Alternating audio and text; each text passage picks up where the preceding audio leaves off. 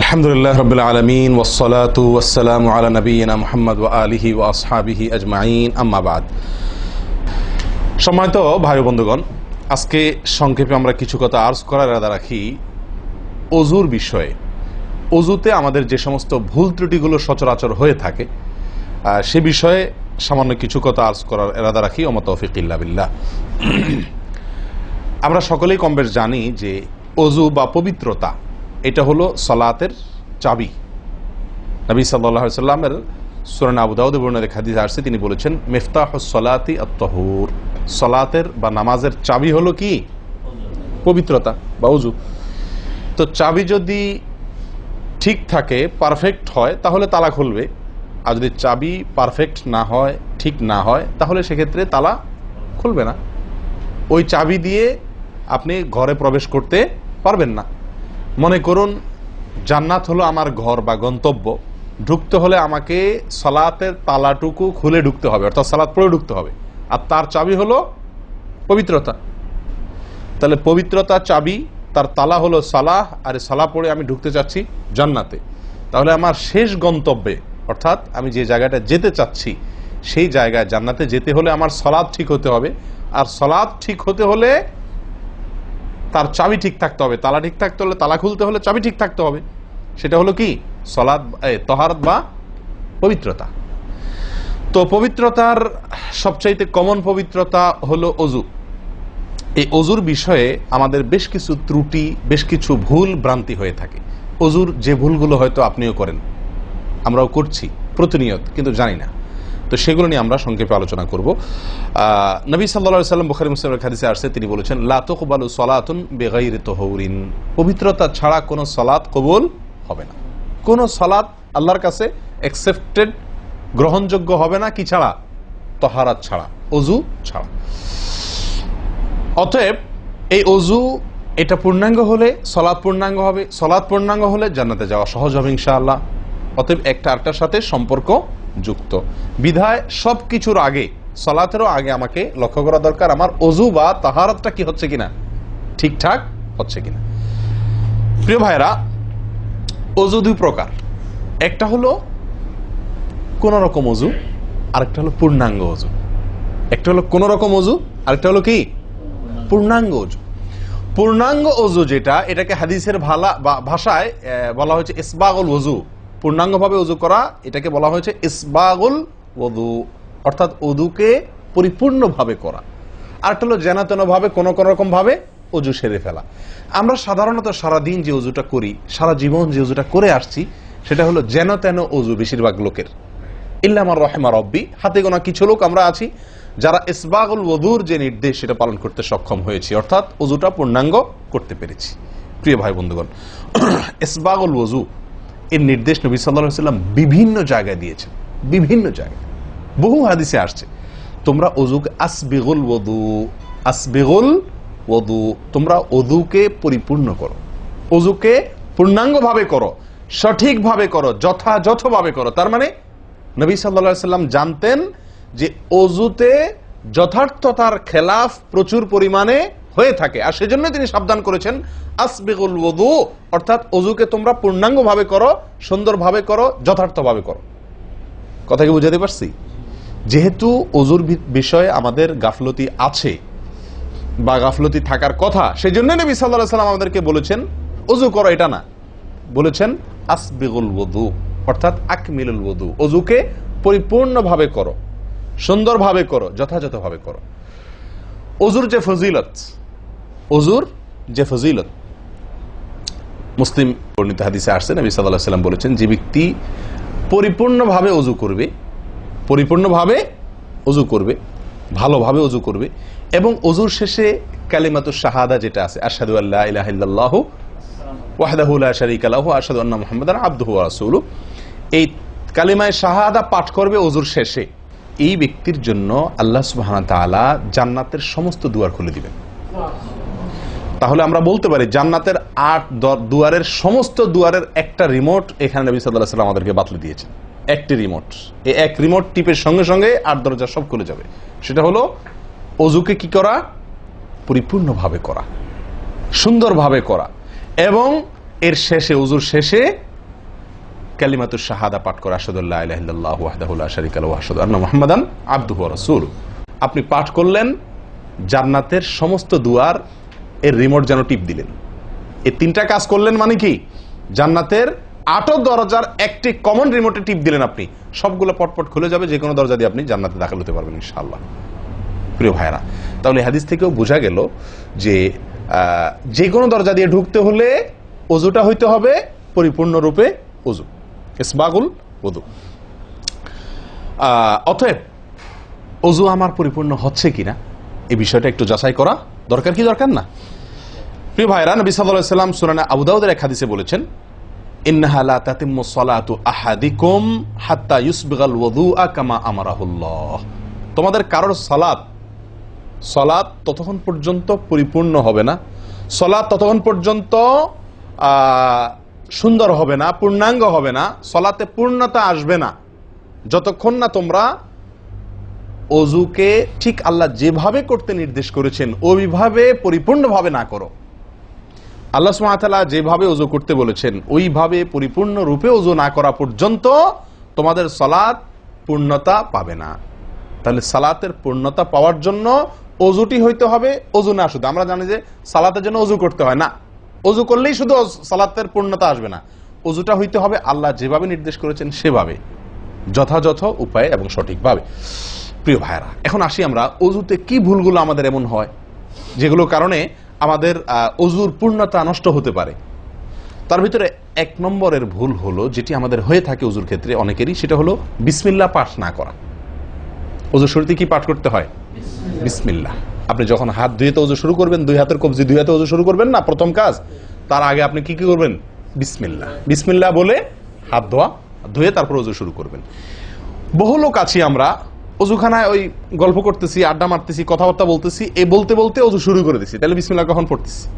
বিসমিল্লাহটা অনেক সময় অমনোযোগিতার কারণে, অবহেলার কারণে, অন্যমনস্কতার কারণে বিসমিল্লাহটা অনেক সময় আমরা বলতে ভুলে যাই। অথচ এই বিসমিল্লাহ পাঠ করা ওযু শুরুতে অনেক বিশেষজ্ঞ আলেমের মতে ফরজ। অনেকে বলেন বিসমিল্লাহ পাঠ না করলে ওযুই হবে না, আপনি যদি ভুলে বাদ দেন ওযু হলো না। যদিও সংখ্যাগরিষ্ঠ ওলামাদের মতে এটা না, তাদের মতে বিসমিল্লাহ পাঠ করা এটা ওযুর সুন্নাহ। এটা হলো ওযুর কি? সুন্নাহ। এটা আপনি যদি বিসমিল্লাহ বলে যদি ওযু শুরু করেন তাহলে ওযুটার ভিতরে পূর্ণাঙ্গতা আসলো। ওযুটার ভিতরে কি আসলো? পূর্ণাঙ্গতা আসলো। ওযুটার ভিতরে ওযুটা আপনার হৃষ্টপুষ্ট হলো। এই ওযুতে ইনশাআল্লাহ আপনার সালাত পূর্ণাঙ্গ হবে, যে সালাত আপনাকে জান্নাতে নিয়ে যাবে ইনশাআল্লাহ। তাহলে ওযুর শুরুতে একটা প্রাথমিক ভুল হলো বিসমিল্লাহ ভালো করে না পাঠ করা। নবী সাল্লাল্লাহু আলাইহি ওয়াসাল্লাম বলেছেন, ইবনে মাজাহ হাদিস, লা ওযুআ লিমান লাম ইয়াযকুর ইসমাল্লাহি আলাইহি। ওই ব্যক্তির ওযু হবে না, হাদিসটি সহিহ। নবী সাল্লাল্লাহু আলাইহি ওয়াসাল্লাম বলেছেন, ওই ব্যক্তির ওযু হবে না যে ব্যক্তি ওযুর শুরুতে আল্লাহর নাম নেয় নাই, বিসমিল্লাহ বলে নাই। এখন ওযু হবে না বলা হয়েছে। এই হবে না বলতে হাদিস বিশেষজ্ঞ ওলামা ইকরাম এবং ফুকাহা ইকরাম বলেন, এখানে হবে না বলতে ওযুর ওই প্রাণ হলো না, ওযু পূর্ণাঙ্গ হলো না, ওযুটা যেভাবে হওয়া দরকার ছিল সেভাবে হলো না। কোন রকম হয়ে গেল মার্শাল হাল, সালাত আদায় হয়ে গেল, দায়িত্ব খালাস হয়ে গেল, কিন্তু এটা যেভাবে আল্লাহ সুবহানাহু ওয়া তাআলা চাচ্ছেন, নবী সাল্লাল্লাহু আলাইহি ওয়াসাল্লাম চাচ্ছেন, যেভাবে ওযুর নির্দেশ আসছে সেভাবে হলো না। যদি আমি বিসমিল্লাহ পাঠ না করি, তাহলে বোঝা গেল ওযু করার সময় আপনি কারোর সাথে কথা বলছেন, খোশ গল্প করছেন, মোবাইলে আলাপ করছেন, অন্য কোনো ব্যস্ততায় আছেন, অন্য কোনো ধ্যানে আছেন, ওই অবস্থায় হাত ধুয়ে ওযু শুরু করে দিলেন, বিসমিল্লাহ পাঠ করলেন না। এটা হলো একটা ত্রুটি। এই ত্রুটি আমাদের হয় কিনা মাঝে মধ্যে? অনেকে তো আছেন নিয়মিতই করেন না, অনেকে আছেন করেন কিন্তু ওই যে অন্য মানুষ হয়ে গেলে হাত ধুয়ে শুরু করে দিয়েছেন আর বিসমিল্লাহ আর বলেন নাই। তাহলে আপনি যে কোনো কাজের শুরুতে বিসমিল্লাহ বললেন কি না বললেন সেটা এত বেশি গুরুত্বপূর্ণ না, যত বেশি গুরুত্বপূর্ণ ওযুর শুরুতে বিসমিল্লাহ পাঠ করা, কারণ এটার জন্য পৃথক নির্দেশ এসেছে। এমনি তো একটা কমন নির্দেশ আছে, নবী সাল্লাল্লাহু আলাইহি ওয়াসাল্লাম বলেছেন, কুল্লু আমরিন জিবারিন লাম ইউবদা বিবিসমিল্লাহ ফাহুয়া আবতার ওয়া ফি রিওয়ায়াতিন ফাহুয়া আকতা। যে কোনো গুরুত্বপূর্ণ কাজ আল্লাহর নাম দিয়ে শুরু না করলে সেটা অপূর্ণাঙ্গ থাকে, কাজটা অর্ধেক থাকে, অর্ধেকা থাকে, অপূর্ণাঙ্গ থাকে, পূর্ণাঙ্গতা আসে না যে কোনো ভালো কাজ। কিন্তু ওযুর বিষয়ে নবী সাল্লাল্লাহু আলাইহি ওয়াসাল্লামের আলাদা নির্দেশ আছে, ওযু হয় না এমন কথা তিনি বলেছেন। তাহলে বোঝা গেল ওযুর শুরুতে বিসমিল্লাহ পাঠের উপরে আমাদের সাবধান হতে হবে। এখন একটা সমস্যা হলো, আমরা আজকাল বেশিরভাগ লোক ওযু করি হলো টয়লেটের মধ্যে, আর টয়লেটের মধ্যে আল্লাহর নাম নেওয়া নিষেধ, ঠিক না ঠিক? টয়লেটের মধ্যে আল্লাহর নাম নেওয়া নিষেধ, জায়েজ নাই। তাহলে আমাদের ওযু যদি টয়লেটে আপনার বাথরুমের ভেতরে যে কি করি ওযু করি, তাহলে আমি বিসমিল্লাহ বলতে পারবো না, কারণ আল্লাহর নাম নেওয়া বাথরুমে নিষেধ, টয়লেটে নিষেধ। আবার বিসমিল্লাহ না বললে আমার ওযুটাও পূর্ণাঙ্গ হচ্ছে না, তাহলে আমি করবোটা কি? বলেন, সমাধানের পথ কি? কি করব? কি নিষেধাজ্ঞা অমান্য করে বিসমিল্লাহ বলবো, নাকি আপনার বিসমিল্লাহ ছেড়ে দেব? তাতে তো ওযু আবার পূর্ণাঙ্গ হবে না, দুইটাই সমস্যা না? এই জন্য উত্তম এবং সবচেয়ে ভালো হলো ওযুটা বাহিরে করার চেষ্টা করবেন। বেশিরভাগ জায়গাতে, সব জায়গাতে কম বেশ, বাথরুম টয়লেটের ভেতরে যদি বেসিন থাকে তো বাইরেও টেপ বা বেসিনের ব্যবস্থা থাকে না? থাকে না? বিশেষ করে বাসা বাড়িতে অথবা অফিস আদালতে দেখা যায় যে ওই টয়লেটে অনেক সময় আমরা কি করে ফেলি, ওযু করে ফেলি। এটা উচিত না, এটা একটা ভুল আমাদের। ওযু আমরা করব বাহিরে। কেন? কারণ টয়লেটে ওযু করতে গেলে আল্লাহর নাম নিতে হচ্ছে, আর আল্লাহর নাম নেওয়া নিষেধ। আমি সেখানে আল্লাহর নাম নিতেও পারছি না, আর নাও নিতে পারছি না। যদি নেই তাহলে আল্লাহর নাম নিয়ে গুনাহ করছি টয়লেটে, আর যদি না নেই তাহলে আমার ওযুটা অপূর্ণাঙ্গ থেকে যাচ্ছে। ঠিক না ঠিক? এই জন্য আমরা উত্তম হলো ওযু করব কোথায়? বাইরে এসে যে কোনো টেপে। কথা কি বুঝাতে পারছি? বাইরে এসে একান্ত যদি কখনো আপনি বাধ্য হয়ে যান, বাইরে ভিড় নাই, ব্যবস্থা, সেটা ভিন্ন কথা। আর বাসা বাড়িতে যদি এরকম কোনো বাসা বাড়িতে যে বাইরে কোনো সিস্টেম নাই, আপনার নিজের বাসা না, আপনি ঠিক করতে পারতেছেন না, তো কমপক্ষে বেসিন এবং আপনার টয়লেটের কমোডের মাঝখানে কি দিব? একটা পর্দা বা ওয়াল কোনো কিছু দিয়ে নিব ইনশাআল্লাহ। কথা বুঝতে পারছি ভাই? আল্লাহ তাআলা আমাদের সকলকে এই বিষয়টি লক্ষ্য করার তৌফিক দান করেন। তাহলে ভাই আমরা বিসমিল্লাহ পাঠ করব ওযু শুরুতে, লক্ষ্য করব ইনশাআল্লাহ যাতে করে ওযু শুরুতে বিসমিল্লাহ পাঠে ভুল না হয়। মনে থাকবে তো ইনশাআল্লাহ? আল্লাহ আমাদের তৌফিক দান করেন। দ্বিতীয় যে ভুলটি হয় ভাই, 100-99 জনের বলবো, তার চেয়ে বেশি হতে পারে, হাজারের ভিতরে 10 জন মানুষের হয় কিনা আমার সন্দেহ আছে এই কাজটা সঠিকভাবে করতে পারি না। সেটা হলো ওযুর সময় মিসওয়াক করা। ওযুর সময় কি করা ভাই? মিসওয়াক করা। এটি এত গুরুত্বপূর্ণ সুন্নাত যে নবী সাল্লাল্লাহু আলাইহি ওয়াসাল্লাম বলেছেন, বুখারীর হাদিস, লাউলা আন আশুক্কা আলা উম্মতি লা আমারতুহুম বিসওয়াকি ইনদা কুল্লি ওযু। বুখারীর হাদিস। নবী সাল্লাল্লাহু আলাইহি ওয়াসাল্লাম বলেন, আমার উম্মতের জন্য যদি কঠিন না হতো, তাদের জন্য কষ্টের কারণ না হতো, তাহলে আমি তাদেরকে বাধ্যতামূলক করে দিতাম, ফরজ করে দিতাম কি? প্রত্যেক ওযুর সময় মিসওয়াক করা। প্রত্যেক ওযুর সময় মিসওয়াক করা, এটা বাধ্যতা করে দিতাম যদি তাদের কষ্টের কারণ বাধ্যতামূলক করে দিলে তখন এটা তাদের জন্য, প্রতি ওয়াক্তে মিসওয়াক করাটা তাদের জন্য বাধ্যতামূলক হয়ে গেলে এটা ছাড়া ওযু হতো না, তখন তারা বিপদে পড়ে যেত, বেশি কষ্ট হয়ে যেত। ওযুতে যদি এখন মনে করেন 10টা 15টা 20টা ফরজ নবী সাল্লাল্লাহু আলাইহি ওয়াসাল্লাম ঠিক করে দিন, তাহলে 20টা 15টা 20টা 25টা ফরজ আদায় করে ওযু করা একটু কষ্ট হয়ে যেত না? 5 বার দৈনিক একটু আমাদের জন্য ঝামেলা হয়ে যেত কিনা? নবী সাল্লাল্লাহু আলাইহি ওয়াসাল্লাম সেদিকে লক্ষ্য করে আমাদেরকে কি করলেন না? সহজ করে দিলেন, অর্থাৎ ফরজ করলেন না। তার মানে কি করলেন? সুন্নাহ এর অন্তর্ভুক্ত করলেন। কিন্তু তার হাদিস থেকে, তার বক্তব্য থেকে বোঝা যায় যে ওযুর সময় মিসওয়াকের গুরুত্ব তার কাছে কত বেশি ছিল। নবী সাল্লাল্লাহু আলাইহি ওয়াসাল্লামের কাছে ওযুর সময় মিসওয়াক করার গুরুত্ব কত বেশি ছিল সেটা এই হাদিস থেকে বোঝা যায় কি যায় না? তিনি চাইছেন আমাদেরকে ওযুর সময় মিসওয়াকের নির্দেশটা বাধ্যতামূলক করতে। শুধু করেন নাই কেন? আমাদের কষ্টের দিকে লক্ষ্য করি। এই হাদিস থেকে নবী সাল্লাল্লাহু আলাইহি ওয়াসাল্লাম যে চাচ্ছেন মনে প্রাণে আমরা যেন ওযুর সময় মিসওয়াক করি, এটা বোঝা যায় কি যায় না? ভাই, আমরা বিশেষ করে আরবিয়ানদেরকে দেখি, স্পেশালি সৌদি আরবে আমরা যারা আছি দেখি যে সৌদিদের প্রত্যেকের পকেটে কি থাকে? মিসওয়াক থাকে, এবং তারা সারাক্ষণ মিসওয়াক করে। এটা যেমন আমার দাঁতের মাড়ির জন্য উপকারী, ন্যাচারাল আপনার রস, মিসওয়াকের রস কর যেটা আসে, বিশেষ করে তিতাটিতে জাতীয় হলে আরো বেশি ভালো হয়। এটা আমাদের দাঁতের জন্য যেমন উপকার হয়, তেমনি ভাবে দাঁতকে পরিষ্কার রাখে, দবদবা রাখে, দুর্গন্ধ দূর করে, অনেক দুনিয়াবী উপকারিতা আছে। আর এর পাশাপাশি আপনি যতবার মিসওয়াক করছেন ততবার নবী সাল্লাল্লাহু আলাইহি ওয়াসাল্লামের এই আদেশটি আপনার পালন হচ্ছে। ওযুটা, বিশেষ করে ওযুর সময় মিসওয়াক করলে আপনার ওযুটা কি হচ্ছে? যেই ওযুতে তালা খুলবে সুন্দরভাবে এবং আপনি জান্নাত পর্যন্ত যেতে পারবেন, সে ওযু হবে যদি আপনি তাতে কি করতে পারেন? ওযুর মধ্যে সময় মিসওয়াক করতে পারেন। ভাই, কার কার পকেটে মিসওয়াক আছে? আছে সাথে কারো? তো আপনারা আসার সময় আসছেন যে ওযু করেন নাই? কি বলেন? মিসওয়াক আছে কার কার? আলহামদুলিল্লাহ, একজন পাওয়া গেল। আর ভাই, ওযুর সময় মিসওয়াক এটি আমরা ছেড়ে দিয়েছি। এই আমলটা আমাদের মধ্যে নাই বললেই চলে। কি বলেন? এই আমলটাকে পুনর্জীবন দেওয়া যায় কি না? যায় না? অন্য কারোর জন্য না, আমার নিজের জন্য। আমি মিসওয়াক করব, তার উপকারিতা আমি নিজে পাবো, দুনিয়াতে পাবো, মানি ভালো থাকবে, মুখে দুর্গন্ধ দূর হবে, মুখ পরিচ্ছন্ন হবে, আখেরাতে পাবো নবী সাল্লাল্লাহু আলাইহি ওয়াসাল্লামের সুন্নাহ পালনের মাধ্যমে। ওযু সুন্দর হবে, ওযু সুন্দর হলে সালাত ঠিক হবে, সালাত ঠিক হলে জান্নাতে যেতে পারবো। তাহলে একটা একটার সাথে সম্পর্কযুক্ত। মেসওয়াক করবো তো ইনশাআল্লাহ? একদম উঠে গেছে মেসওয়াক। ওযুর সময় মেসওয়াক করতে আমাদের দেশি ভাইদেরকে দেখাই যায় না একেবারে বললে চলে। প্রিয় ভাইরা, আপনারা কি জানেন নবী সাল্লাল্লাহু আলাইহি ওয়াসাল্লামের জীবনের শেষ আমল কি ছিল? মেসওয়াক ছিল। নবী করিম সাল্লাল্লাহু আলাইহি ওয়াসাল্লামের জীবনের শেষ আমল, যে আমলের পরে আর কোনো আমলের সুযোগ পান নাই, এই আমলের পরে তিনি দুনিয়া থেকে বিদায় নিয়ে গেছেন। তার জীবনের লাস্ট আমল কি ছিল? মেসওয়াক। তিনি আয়েশা রাদিয়াল্লাহু তাআলা আনহার কোলে মাথায় রেখে শুয়েছিলেন মৃত্যুর ঠিক আগ মুহূর্তে। শরীরে আর শক্তি ছিল না মেসওয়াক চিবানোর মতো। নতুন মেসওয়াক চিবায়া ওটাকে নরম করবেন এই শক্তিটা ছিল না। আল্লাহ রাসূল সাল্লাল্লাহু আলাইহি ওয়াসাল্লাম আয়েশা রাদিয়াল্লাহু তাআলা আনহাকে দিলেন, আয়েশা মেসওয়াকটা আমাকে একটু চাবায়া দাও। তিনি চাবায়া নরম করে দিলেন। এরপর নবী সাল্লাল্লাহু আলাইহি ওয়াসাল্লাম মেসওয়াকটা করলেন। বাস, এই মেসওয়াকের পরে তার মৃত্যু এবং এই মেসওয়াকের মাঝখানে আর কোনো আমল করার সুযোগ ছিল না। ভাই, কত গুরুত্বপূর্ণ আমল বোঝা উচিত। ওযুর সময় মেসওয়াকটা উঠে গেছে, আমরা কি করবো ইনশাআল্লাহ? সবসময় মেসওয়াক পকেটে রাখবো তো ইনশাআল্লাহ? ওযুর সময় মেসওয়াক কখন করবেন এটা নিয়ে ওলামাদের দুটি মত পাওয়া যায়। বেশিরভাগ ওলামাদের মত এবং বিশুদ্ধ মত হলো কুলি করার সময় আমরা মেসওয়াক করব। কুলি করার সময় আপনি বিসমিল্লাহ বলে হাত ধুলেন, এরপরে কুলি করলেন। মেসওয়াক করতে হবে এভাবে, সোজাসুজি, উপরে নিচে না, পাশাপাশি, ঠিক আছে? মেসওয়াক দিয়ে এভাবে আপনি খুব বেশি সময় করার দরকার না। একটা ঘষা দেন উপরের মাড়িতে, আরেকটা ঘষা দেন নিচের দাঁতে, দিয়ে এবার একবার কুলি করে ফেলান, ঠিক আছে? আবার মেসওয়াক দিয়ে একটা ঘষা দেন, আবার একটা ঘষা দেন, আবার কুলি করে ফেলেন। এভাবে 3 বার মেসওয়াক করেন, 3 বার কুলি করেন, বাস সুন্নাত আদায় হয়ে গেল। কথা কি বুঝাতে পারছি? আল্লাহ তাআলা আমাদের সকলকে তৌফিক দান করেন। প্রিয় ভাইরা, তাহলে ওযুর মধ্যে আমাদের যে খুঁতগুলো আছে আমি সেগুলো ধরা দেওয়ার চেষ্টা করছি। একটা বড় খুঁত, যে খুঁত থেকে আমরা বেশিরভাগ লোকই মুক্ত নই, সেটি হলো মেসওয়াক বিহীন ওযু। লক্ষ্য করবো তো ইনশাআল্লাহ?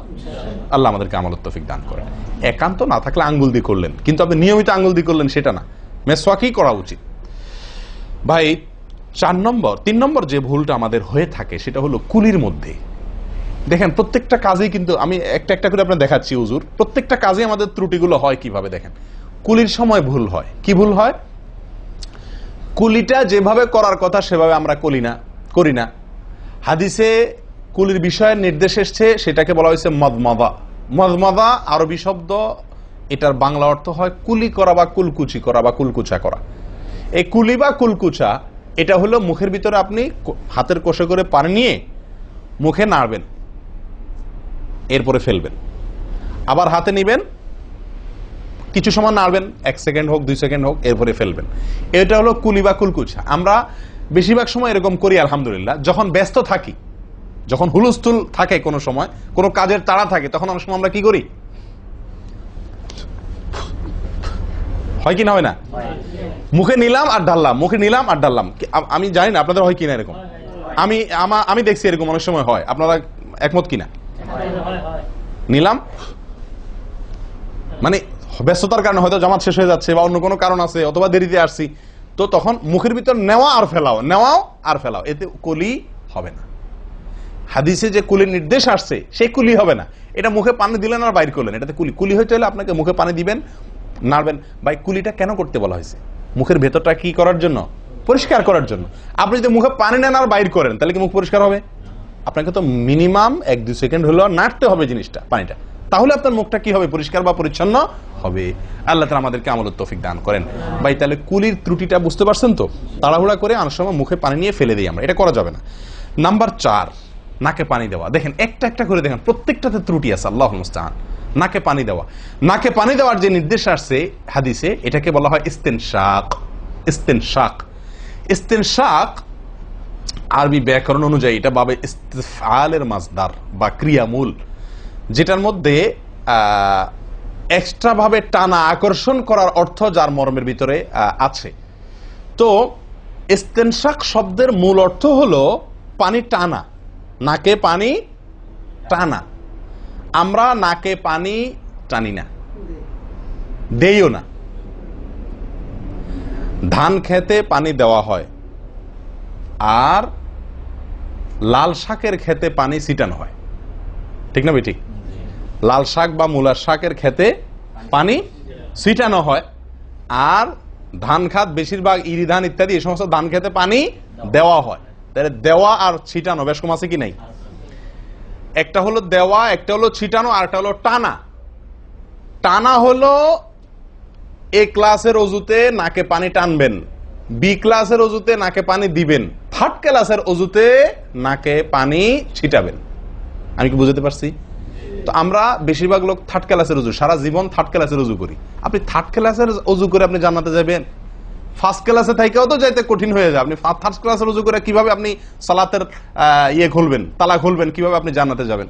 অতএব ভাই, এই নাকে পানি দেওয়ার বিষয়ে সাবধান থাকতে হবে। দেখুন, নিয়ম হলো আপনি হাতের কোষে পানি নিয়ে নাকে ধরলেন, নাকে ধরে হালকা কি করবেন? টান দিবেন, হালকা টান দিবেন, হালকা টান। কারণ একটু জোরে টান হয়ে গেলে সেটা কি হয়ে যাবে? নাকের তালু তো উঠবে, আপনার কষ্টের কারণ হবে। শরীয়ত আপনাকে কষ্ট দিতে চায় না, শরীয়ত আপনাকে কষ্ট দিতে চায় না। আল্লাহ সুবহানাহু ওয়া তাআলা চান না আমরা কোনো কষ্টে নিপতিত হই। অতএব আমি এমন জোরে টান দেবো না যে নাকের তালু তোড়ে, কিন্তু হালকা একটু টান দেবো যাতে করে অন্তত সামান্য একটু ভেতরে পানিটা যায়। নাকে পানি দেওয়ার উদ্দেশ্য আর কুলি করার উদ্দেশ্য এক।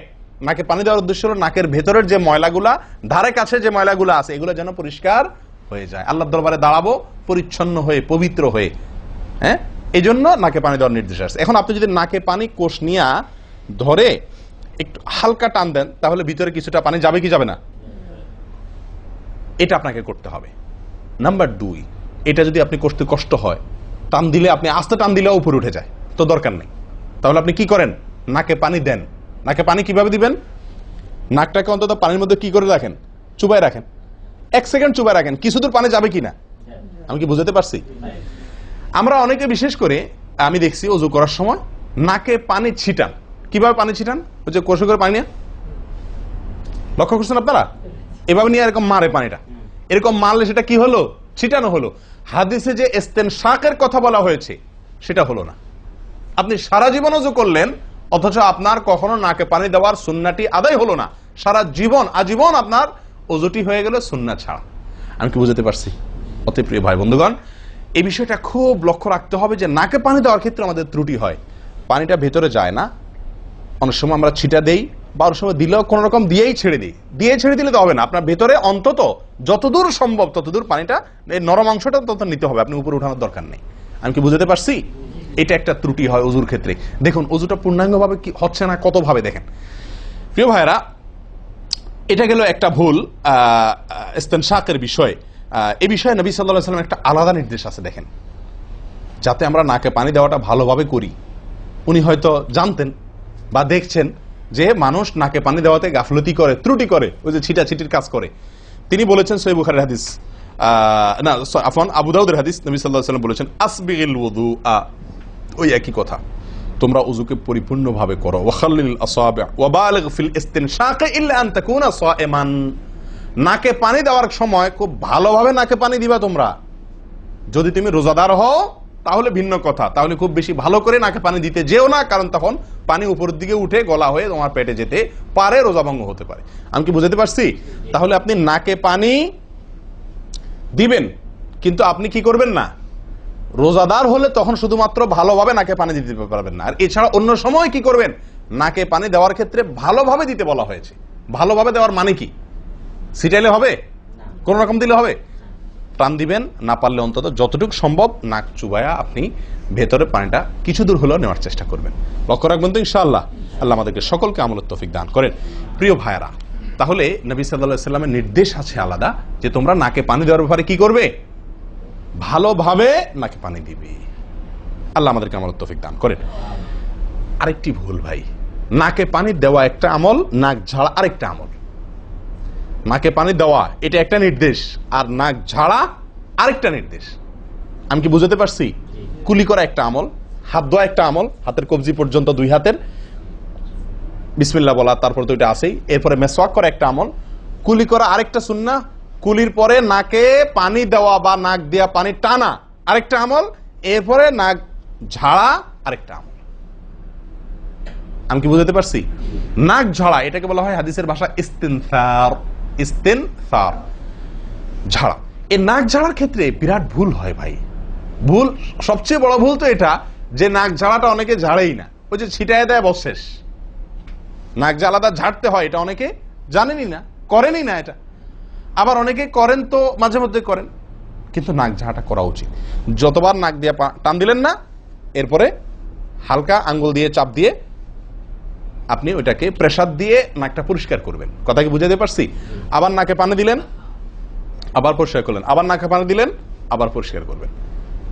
ভাই এটা হলো নাক ঝাড়া। এই বিষয়ে নবী সাল্লাল্লাহু আলাইহি ওয়াসাল্লামের নির্দেশ আছে। দেখুন সহিহ বুখারীতে আসছে, তিনি বলেন ইযাস্তাইকাযা আহাদুকুম মিন মানামিহি, যদি কেউ ঘুম থেকে উঠে, যদি কেউ ঘুম থেকে উঠে ফাতাওয়াদ্দা, এরপরে সে ওযু করতে যায়, ফালইয়াস্তানসির সালাসান, তাহলে সেই জন্য 3 বার নাক ঝাড়ে, নাক পরিষ্কার করে। কেন? ফাইন্নাশ শাইতানা ইয়াবিতু আলা খাইশুমিহি, কারণ নাকের যে বাঁশি উপরের ছিদ্র, এই জায়গাটায় শয়তান রাত্রি যাপন করে। শয়তানের বেডরুম আপনার নাকের বাঁশি, বুঝতে পারছেন? শয়তানের বেডরুম হলো আমাদের নাকের বাঁশি। নবী সাল্লাল্লাহু আলাইহি ওয়াসাল্লাম বলছেন এই জায়গাটা সে অবস্থান নেয় এবং এই জায়গায় গিয়া মোটামুটি আমাদেরকে ব্রেন ওয়াশ করে, যে শুয়ে থাক, আরাম কর, যত ওয়াসওয়াসা দেওয়া দরকার, তার যে ডিউটি সেটা সে পালন করে, কুকামের যত বুদ্ধি দেওয়া দরকার, কিন্তু তার এই ঘাঁটি হলো আমাদের নাকের বাঁশি। ওযুর সময় যদি আমরা এটাকে সুন্নাহ পালন করতে গিয়ে এটাকে ঝাড়ি, তাহলে শয়তান দূর হয়ে যায়। কথা বুঝতে পারছি ভাই? এই বিষয়ে আরো কয়েকটি হাদিস আছে, যে হাদিসগুলো দ্বারা বোঝা যায় যে শয়তানের অবস্থান এই জায়গাটাতে থাকে মানুষের দেহে। তো আপনি যদি শরীরটাকে ফুরফুরে করতে চান, শয়তান ওয়াসওয়াসা থেকে ফ্রেশ হয়ে যেতে চান, তাহলে আপনার নাক ঝাড়ার আমলটার ব্যাপারে গুরুত্ব দিতে হবে। কথা বুঝতে পারছি ভাই?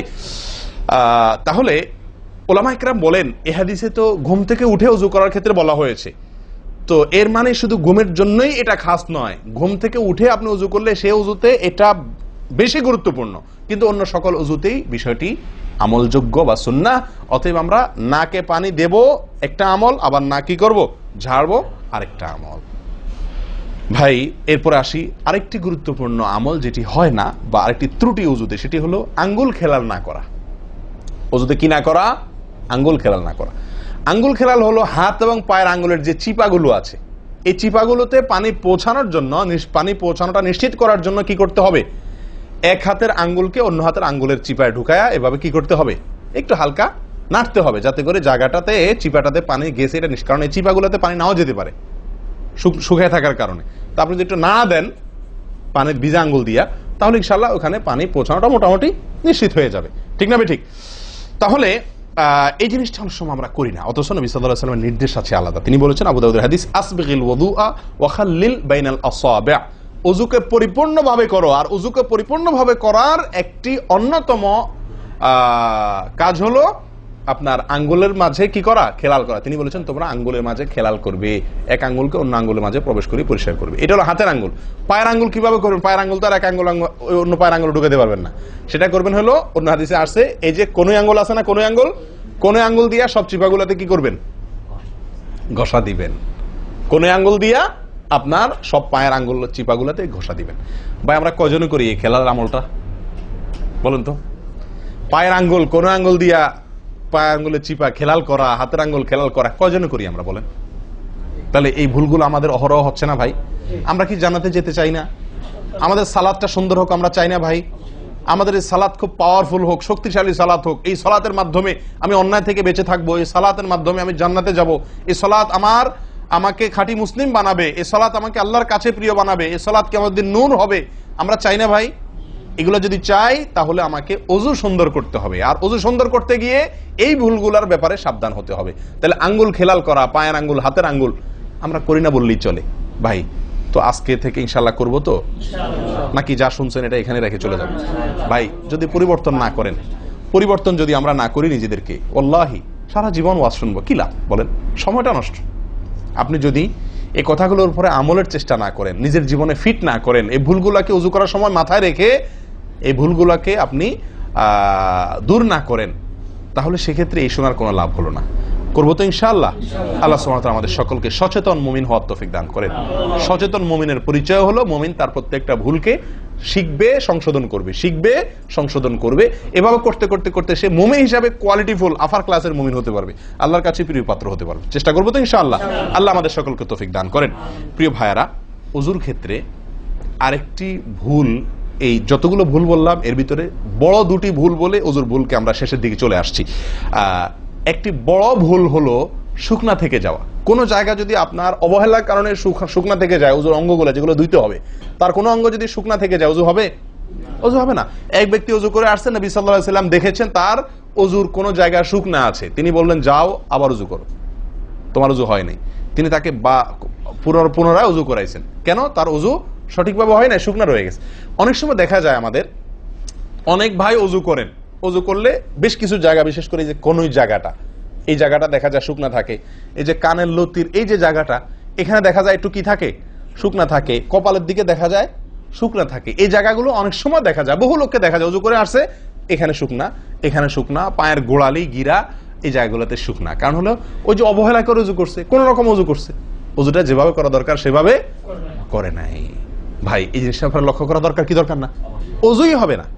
এই যে ভুলগুলো বললাম এগুলা হলে আপনার ওজু হয়ে যাবে, কাগজে কলমে ওজু হয়ে যাবে। কিন্তু এখনকার যে ভুলটা বললাম, যদি শুকনা না থাইকা যে আল্লাহ মাফ করেন, তাহলে কাগজে কলমে ওজু হবে না, কাগজে কলমেও কি হবে না, ওজু হবে না। এত জঘন্য, সাবধান থাকার দরকার, কি দরকার না? আল্লাহ তাআলা আমাদেরকে সাবধান হওয়ার তৌফিক দান করেন। ভাই আরেকটি বড় ভুল, এটাও বিশাল বড় ভুল, সেটা হলো পানি অপচয় করা। পানি অপচয় করা, আল্লাহ মাফ করেন, এটা থেকে মুক্ত আমরা কেউই না বোধ হয় এই যুগে। পানি অপচয় ওজুর সময়। ভাই আমাদের ওজুতে কত পানি লাগে? আপনি যদি, আমরা তো বেশিরভাগ লোক এখন ট্যাপে ওজু করি না, আপনি যে ট্যাপটা ব্যবহার করেন ওই ট্যাপের নিচে যদি একটা কি রাখেন, বালতি রেখে দেন, আপনি ওজু করার শেষে লক্ষ্য করে দেখেন একটা খালি বালতি যদি রাখেন, কি পরিমাণ পানি পড়বে আনুমানিক? প্রায় এক বালতির মতো হয়ে যাবে না?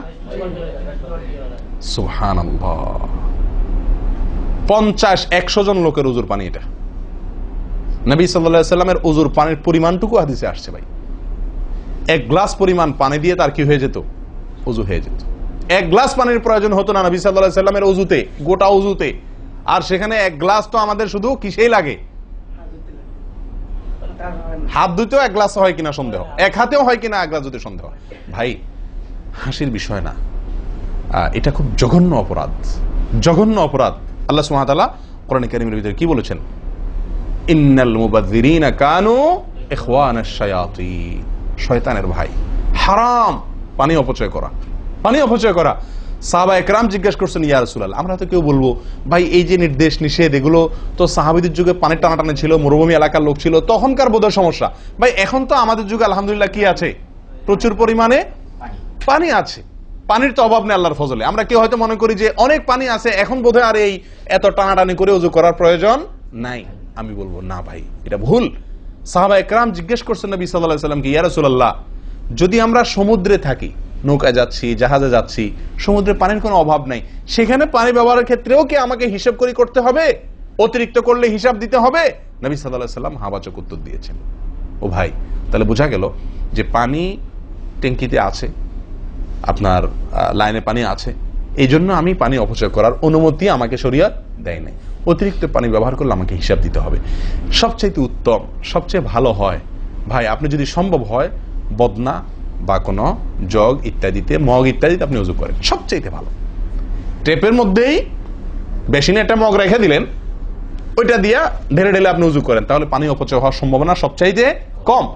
ট্যাপ ছেড়ে দিয়ে যে আমরা ওযু করি, আমরা যেভাবে ওযু করার কথা বলছি, এই যে মেসওয়াক করতে হবে, এরপরে কুলি করতে হবে, নাকে পানি দিতে হবে, আবার নাক ঝাড়তে হবে, এই কাজগুলো করতে একটা গ্যাপ হয় না, গ্যাপ। এই গ্যাপের সময় যদি আপনি টেপে ওযু করতেই হয়, তাহলে গ্যাপের সময় টেপ বন্ধ করতে হবে। আমি কি বুঝতে পারছি? গ্যাপের সময় টেপ বন্ধ করে এরপর আপনি মেসওয়াক করেন, টেপ বন্ধ করে এরপর আপনি নাক ঝাড়েন।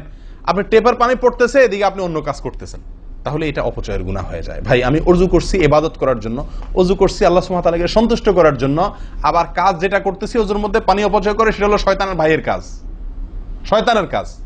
তাহলে শয়তানের কাজ করে আল্লাহকে খুশি করা যাবে ভাই? এই ওযুতে আল্লাহকে খুশি করা যাবে? এই ওযুতে আল্লাহ সন্তুষ্ট হবেন? ওযু করলে নবী সাল্লাল্লাহু আলাইহি ওয়াসাল্লাম বলেছেন, দিনে 5 বার ওযু করলে, একটা মানুষ 5 বার গোসল করলে যেরকম তার শরীরে ময়লা থাকে না, একটা মানুষ দিনে 5 বার 5 ওয়াক্ত সালাতের জন্য ওযু করলে ওই লোকের অন্তরে বা ওই লোকের ভেতরে গুনাহ থাকে না, আল্লাহ তাকে গুনাহ থেকে পরিচ্ছন্ন করে দেন, পবিত্র করে দেন, ধুয়ে পরিষ্কার করে দেন 5 বার ওযু করার মাধ্যমে। ও ভাই, ওযু আমাকে পরিষ্কার করে দিবে, আমাকে পবিত্র করে দিবে, আমাকে পরিচ্ছন্ন করে দিবে, আমাকে সাফ করে দিবে। কখন? যদি ওযুটা আমি সুন্দরভাবে করি। আমার অজুতে যদি এত বড় ভুল হয় যে পানি অপচয় করে আমি হারামে লিপ্ত হই, গুনাহে লিপ্ত হই, তাহলে আমার সে অজু আমাকে পরিচ্ছন্ন করবে না, পবিত্র করবে না, সুন্দর করবে না, আল্লাহকে সন্তুষ্ট করা যাবে না। প্রিয় ভাইরা, আমি আবারও বলছি, এই ভুল থেকে আমরা কেউ মুক্ত নই। আল্লাহ মাফ করুক, ইল্লা মার রাহিমা রব্বি, হাতে গোনা দুই একজন ছাড়া আমরা কেউ মুক্ত নই ভাই। উজু করার সময় পানি অপচয়, আজকে টেপের যে কালচার, এই টেপ ছেড়ে আমাদের উজু করা, এটা জঘন্য একটি ভুল। যদি টেপটা আমি ছেড়ে রাখি, হ্যাঁ আপনি উজু করছেন, বন্ধ করে নিচ্ছেন, আবার দরকার হচ্ছে চালাচ্ছেন, এটা হলে ঠিক আছে। আপনি যদি এটা করতে যান পাবলিক অজুখানাতে, হয়তো পিছন থেকে কেউ আপনাকে তাড়া মারবে, আরে ভাই তাড়াতাড়ি করেন, দেরি করতেছেন, মারুক ভাই তাড়া, সে তাড়া মারুক, কিন্তু আপনার উজুটা কি করতে হবে? আপনাকে কোয়ালিটিফুল উজু করতে হবে। আল্লাহ তাআলা আমাদেরকে সে উজু করার তৌফিক দান করেন। উজুর ক্ষেত্রে আরেকটা ভুল হলো ভাই, চাপাচাপি করে উজু করা, উজু ধরে রাখা, চাপাচাপি করে উজু ধরে রাখা। এই ভুলটা প্রচুর পরিমাণ হয়, বিশেষ করে শীতের দিনে। গরমের দিনে আলহামদুলিল্লাহ ওয়াজ করার দরকার হয় না, মনে না মানে উজু দরকার না হলে উজু করি আমরা, ঠিক আছে না, বিশেষ করে এই মরুভূমি এলাকাতে, গরমের জায়গাতে। কিন্তু শীতের দিন আসলে সুবহানাল্লাহ, আসরের উজুতে চেষ্টা করি টেনে টুনে এসা পর্যন্ত নিয়ে যাওয়ার জন্য, ঠিক না ঠিক? একটা চেষ্টা থাকে যে আসরের উজুতে মাগরিব গেছে, যেহেতু পেশাবের বেগ আছে, বায়ুর বেগ আছে, বাথরুমের বেগ আছে, তো একটু চাইপা চুপা যদি ধরে রাখতে পারে, এসাটা হয়ে গেলে এসা বড় তারা উজু করা লাগলো না, খালাস, উজু করাতে বেঁচে গেলাম ঠান্ডার দিনে, ঠিক না ঠিক? এই অলসতাটা আমরা অনেকে করি কি করি না, এটা উচিত না। উজুর ক্ষেত্রে এটা একটা বড় ভুল। প্রথম কথা হলো, আপনি যদি পেশাবের বেগ থাকে, বায়ুর বেগ থাকে, আপনি সালাতে দাঁড়ালে সালাতে মনোযোগ সেভাবে হবে না। সালাতে যেরকম মনোযোগ দরকার, আল্লাহর সঙ্গে আপনার যেটা মানে বান্দার সঙ্গে গোলামের যে একটা বিনয় প্রকাশের ব্যাপার আছে, সেটা হবে না যদি আপনার কি থাকে, অজুর মধ্যে ওই প্রেসার থাকে, পেশাব বা পায়খানার বেগ থাকে। ভাই মানুষ যে কোনো কাজেই, ভালো কাজ মনোযোগ দিয়ে করতে হলে পেশাব পায়খানার বেগ থাকলে করা যায়? তাহলে আপনার সালাতের ভিতরে খুশু খুশু কিভাবে আসবে? আপনার সালাত, যে সালাত আপনাকে সফলতা এনে দিবে, যে সালাত আপনাকে জান্নাত পর্যন্ত নিয়ে যাবে, সেই সালাতের জন্য তো খুশু খুশু দরকার, আপনার মনোযোগ দরকার, আপনার স্থিরতা দরকার। স্থিরতা তো আসবে না যদি আপনার মন থাকে টয়লেটে। আপনি আছেন মসজিদে, দেহ আছে মসজিদে, মনটা আছে টয়লেটে, তাহলে তো এই সালাত পূর্ণাঙ্গ হবে না। এই জন্য ভাই, চাপা চাপি করে অজু ধরে রাখা, এটা অজুর ক্ষেত্রে আরেকটা বড় ভুল, এটা করা যাবে না। যারা চাপাচাপি করে অজু ধরে না রেখে অজু ছুটতেছে, ছেড়ে দেয়, এরপরে যা উজু করে আসে, এদের জন্য বিশাল বড় পুরস্কার আছে, বিশাল বড় পুরস্কার, একটি নয়, তিনটি পুরস্কার। নবী সাল্লাল্লাহু আলাইহি ওয়াসাল্লাম বলছেন, মুসলিমের হাদিস, আলা আদুল্লুকুম মা ইয়ামহুল্লাহু বিহিল খাতায়া ওয়া ইয়ারফাউ বিহিদ দারাজাত। নবী সাল্লাল্লাহু আলাইহি ওয়াসাল্লাম বলেন যে, আমি কি তোমাদেরকে বলে দিব না যে কোন আমলটি মানুষকে তার ভুল ত্রুটিগুলো আল্লাহ তাআলা মাফ করে দেন এবং আল্লাহর কাছে তার মর্যাদা, গ্রেড বাড়তে থাকে, ইমানদার হিসাবে তার গ্রেড বাড়ে এবং আল্লাহ ভুল ত্রুটি মাফ করেন। কোন আমলের মাধ্যমে? তোমাদের কি বলে দিব না? সাহাবা ইকরাম বললেন, বালা ইয়া রাসূলুল্লাহ, হ্যাঁ ইয়া রাসূলুল্লাহ, আপনি বলে দিন। তখন নবী সাল্লাল্লাহু আলাইহি ওয়াসাল্লাম বললেন, ইসবাগুল wudu'i আলাল মাকারিহ, ইসবাগুল wudu'i আলাল মাকারিহ। প্রথম আমল, অপছন্দ, কষ্ট, ঠান্ডা, শীত, অথবা পানির অভাব, কিনা বুঝো করতে হইতেছে, যে কোনো কষ্টকে উপেক্ষা করে, কষ্টকে সহ্য করে যে ব্যক্তি ওযু করে, ওযু আটকায় রাখে না, এই ব্যক্তি, তাকে আল্লাহ সুবহানাহু ওয়া তাআলা তার গুনাহ যেমন মাফ করবেন, তার মর্যাদাও আল্লাহ তাআলা বৃদ্ধি করে দিবেন। তাহলে বোঝা গেল, সাধারণ ওযু এটার চাইতে আপনি যদি ওযুকে কি করেন, আপনি যদি ওযুকে, কষ্টকে উপেক্ষা করে ওযু করেন, চাপাচাপি করে ওযু ধরে না রাখেন, ছেড়ে দেন, আবার ওযু করে আসেন, ফ্রেশ হয়ে আসেন, নামাজটা পড়েন, তাহলে ইনশাআল্লাহ আপনি দুটি পুরস্কার আল্লাহ তাআলার কাছ থেকে পাচ্ছেন। এক হলো গুনাহ মাফ, আর একটা হলো মর্যাদা বৃদ্ধি। আল্লাহ তাআলা আমাদের সকলকে ওযুর ভুল ত্রুটিগুলোকে কভার করে, এগুলো থেকে পরিচ্ছন্ন থেকে, এই ভুলগুলো থেকে মুক্ত থেকে আল্লাহ তাআলা আমাদের সকলকে ওযু করার তৌফিক দান করেন। ওযু ভঙ্গের কারণের ব্যাপারে কয়েকটা আমাদের ভুল ধারণা আছে। যেমন অনেকে মনে করেন যে সিগারেট খাইলে, বিড়ি খাইলে ওযু যায়। অনেকে প্রশ্ন করেন, বিড়ি খাইলে, সিগারেট খাইলে ওযু যায় কিনা? কি বলেন আপনারা, কি বলেন, ওযু যায়? বিড়ি সিগারেট খাইলে আপনাদের এখানে যায় ওযু? না, আমাদের এখানে যায় না, আমাদের এখানে ওযু যায় না ভাই। বিড়ি বা সিগারেট খাইলে ওযু যাবে না। ওযু যাওয়ার সাথে বিড়ি বা সিগারেটের সম্পর্ক না, ধূমপানের সাথে ওযু যাওয়ার সম্পর্ক না। তাহলে আপনারা কেউ বলবেন, তাহলে হুজুর, তাহলে তো বিষয়টা, তাহলে বোঝা গেল ধূমপানটা তাহলে এত বড় কিছু না। আপনি যেরকম সোজা করে দিলেন যে ধূমপান করলে কি যাবে না, ওযু যাবে না। আমরা তো জানতাম এটা মারাত্মক কোনো বড় অপরাধ, এটা করলে ওযু যাবে, আপনি বলতেছেন ওযু যাবে না, তাহলে তো বোধহয় এটা ছোট অপরাধ। না ভাই, ওযু যাবে না তো, আমল যাবে, ঈমান যাবে। ওযু গেলে তো কোনো ব্যাপার ছিল না, ওযু যাওয়া কোনো দোষের কিছু ভাই। একজনের ওযু আছে, তার বায়ু আসছে, ওযু গেল। একজনের ওযু আছে, পেশাব করলে ওযু চলে গেছে, তার কোনো দোষ করছে সে? আপনারা বুঝেন না আমার কথা? ওযু চলে গেলে সেটা কি দোষের কিছু? তাহলে এটা তো আমার বড় কিছু না, দোষের কিছু না। বিড়ি খাইলে, সিগারেট খাইলে ওযু যাবে না তো, ওযু যাওয়া তো দোষের কিছু না। এর চেয়ে বড়টা যাবে, তাকওয়া যাবে। কি যাবে? তাকওয়া ছুটে যাবে, মুত্তাকির খাতা থেকে নাম কাটা যাবে। বুঝেন না কথা? নেক আমলদারের খাতা থেকে নাম কেটে যাবে, গুনাহগার হবে, গুনাহে লিপ্ত হলো সে। ওযু ভাঙলে তো দোষের কিছু হতো না, ভুল তেমন কোনো ক্ষতির কিছু হতো না, কিন্তু তার চাইতে বড় ক্ষতি হবে। কিন্তু ওযু ভাঙবে না বলে তাহলে কি সিগারেট খায় ডাইরেক্ট মসজিদে চলে আসবো? না, সেটা জায়েজ নাই। সিগারেট যদি খান, এই বদ অভ্যাস যদি থাকে, হারামে লিপ্ত হওয়ার অভ্যাস থাকে, আল্লাহ হেফাজত করুক, সবাইকে ফিরে আসার তৌফিক দান করুক। কমের পক্ষে মুখকে ভালো করে ফ্রেশ করে পরিষ্কার করে ব্রাশ করে মেসওয়াক করে দুর্গন্ধ দূর করে তারপর মসজিদে আসবেন। কথা বুঝে আসছে? যাতে অন্য মানুষ কষ্ট না পায়। অনেকে মনে করেন হাঁটুর উপরে কাপড় উঠলে ওযু ভেঙে যায়, ঠিক না? ঠিক। আপনারা কি বলেন? আপনাদের দেশে ওযু ভাঙেনি? আপনাদের এখানে ভাঙে? আচ্ছা, ভাঙতে পারে। কোন কোন এলাকাতে হাঁটুর উপরে ওযু কাপড় উঠলে কি করে? ওযু ভাঙে। এটা অনেকে বলেন যে ভাই সতর যদি খুলে যায়, হাঁটুর উপরে কথা না, সতর খুলে গেল, কেউ ওযু করার পরে উলঙ্গ হয়ে গেল কাপড় পাল্টাতে গিয়া বা কোনো কারণ, এক কথায় ওযুর পরে যদি সতর খুলে যায় ওযু ভাঙবে না। কিন্তু আমাদের অনেক দেশে অনেক এলাকাতে ওযু ভাঙে না ভাই। এই যেখানে ভাঙে সেখানে আসলে ভাঙা উচিত না। ওযু আপনার সতর খুললে কি হয় না? ওযু ভঙ্গ হয় না। এর সাথে ওযু ভঙ্গ হওয়ার সম্পর্ক নেই। ওই যে বলছি, ধূমপানের মতো সতর যদি অন্য মানুষের সামনে খোলেন আপনি, তাহলে ওযু ভাঙলে তো দোষের কিছু হতো না। এখানে তাকওয়া ভাঙবে, ওযু ভাঙবে না। আমি কি বুঝাতে পারছি? এর চেয়ে বড় অপরাধ হবে, কবিরা গুনাহ লিপ্ত হলেন আপনি, ফরজ তরক হয়ে গেল, আপনি বড় গুনাহ করলেন। ওযু ভাঙলে তো এমন দোষে কিছু হতো না, কিন্তু ওযু ভাঙবে না।